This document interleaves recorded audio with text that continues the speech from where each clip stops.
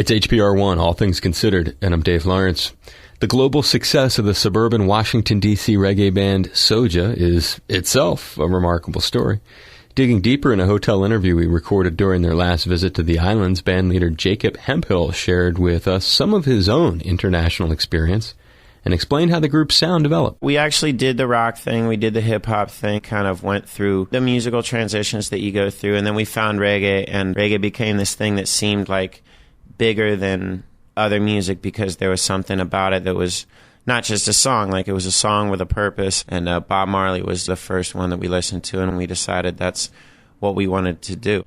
Let's zero in on that. Reggae is made up of a lot of different styles. The part of roots that is the uprising spirit is clearly the one that made the most impact with you, yeah?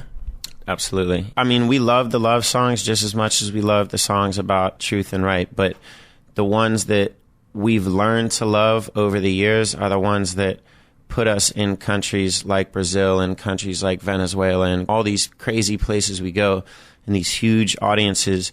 You know, the love songs are popular, but what's also popular is uniting people under one umbrella and stick with each other and feel good about helping one another.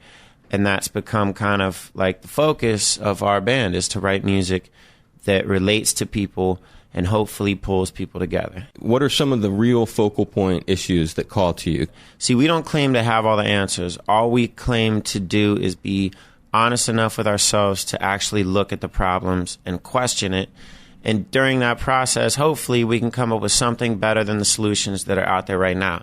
What it really is that we're kind of designed and programmed as the human race to be consumers, people who consume everything around us, and we're going to have to come to a collective decision together as one human race if we want to survive for a long period of time or if we want to survive for a short period of time and just go crazy with the consumption. But no, it's like it's something that we don't talk about, you know? So guns get pulled, wars get started, everything goes the way of big business. How is D.C.? Your dad was some kind of contractor. That's what led to you being in Africa. Is that a government-related thing? My dad actually was trying to do the right thing. He worked for the IMF, so International Monetary Fund. And when he started working for them, he believed here's an organization of people who are trying to save the world, right? I mean, they're taking people who are starving, and they're saying, we'll give you this amount of money in this business plan. But I mean, when you look at the history of it, it rarely worked, and it got corrupted.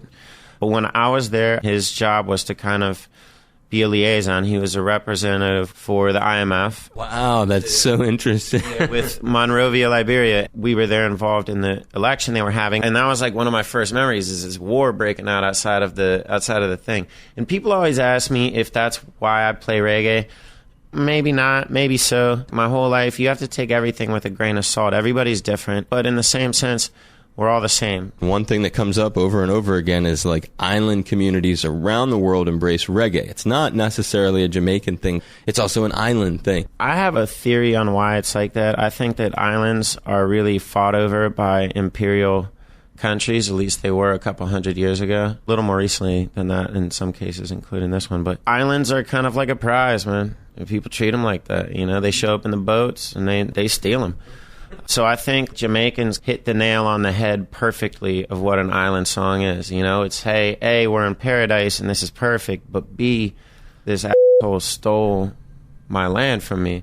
And it's kind of a similar story. I mean, there's not many islands that don't have that story, you know? So it's like, sure, it's the good vibes, but I would feel the same way. It makes sense to me. That's a fantastic... Steal them and exploit them and make tons of money off of them and run people around and divert the water sources and change the climate, bring all their own plants and animals and kill all the plants and animals that were here.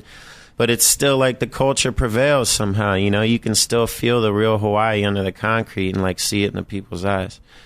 So that's why I always thought they liked reggae. Yeah, man. We don't like our invasive species, that's for sure. We got these little frogs, the coqui frogs. You ever heard those? Rico, man. Yeah, those are from Puerto Rico. Your dad retired, or is he still at the IMF? He put up quite a fight, but he retired. And then he taught for like 6 years after he retired, which was really funny. He must be very proud of you.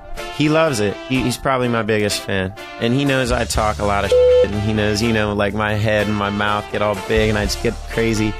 But he always told me that was one of the cooler things that we had going on, is that we were so firmly rooted in what we believe. He digs that a lot about the band. Plus, he's a huge music fan. Bet he's solid. Love to meet him someday. Hey, appreciate talking to you. We're happy, and we're right where we want to be, so thanks for saying that. You're welcome. Good luck. Aloha.